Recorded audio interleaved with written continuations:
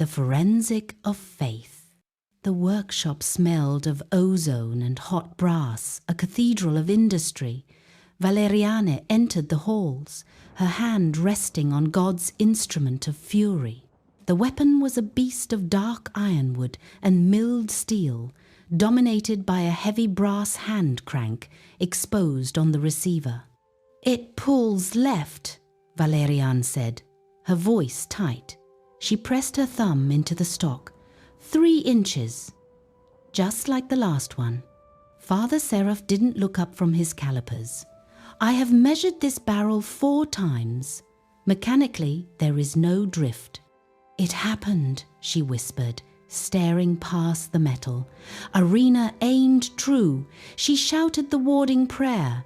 But the staff didn't just miss Seraph, it splintered. Seraph froze. He realized she wasn't talking about ballistics. She was talking about the day her village died. "The magma husk," he said softly. "It laughed at us," Valeriane choked out.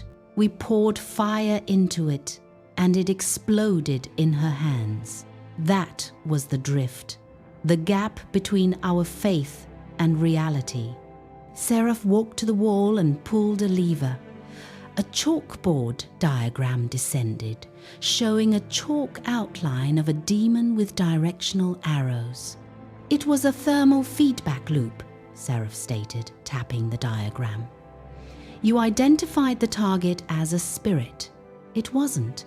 It was a biological furnace. When Irina cast solar flare, she didn't attack it. She refueled it. The staff acted as a conduit. It didn't break because of weak faith, Mother.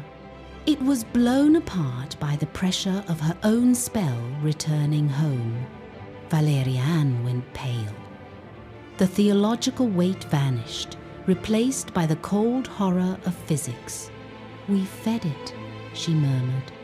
"You lacked the knowledge," Seraph said, "and the tools." He picked up the enchanted tool. "I built this to correct the error." He pointed to the binary oculars on the rail. "Amber lenses filter the fog. You will see the heat signature before you shoulder the weapon." Then he gripped the brass crank. Grind? Whir? Click! The action cycled with the sound of a bank vault locking. He held up a massive shell brass casing, glass tip, glowing with swirling blue liquid. "Cryo round," Seraph said. "Distilled winter from Albion Reach. It turns magma to stone instantly. No feedback, no explosion." Valeriane took the rifle. It was heavy. She gripped the crank, her mental tick needing to feel the mechanism. Grind, the decision, whir, the logic, snap, the execution. The bolt slammed home. "The gear ratio is stiff," she noted, slipping into a military cadence. "Intentionally," Seraph nodded. "I want you to feel the weight of the choice. We are not casting spells into the dark anymore."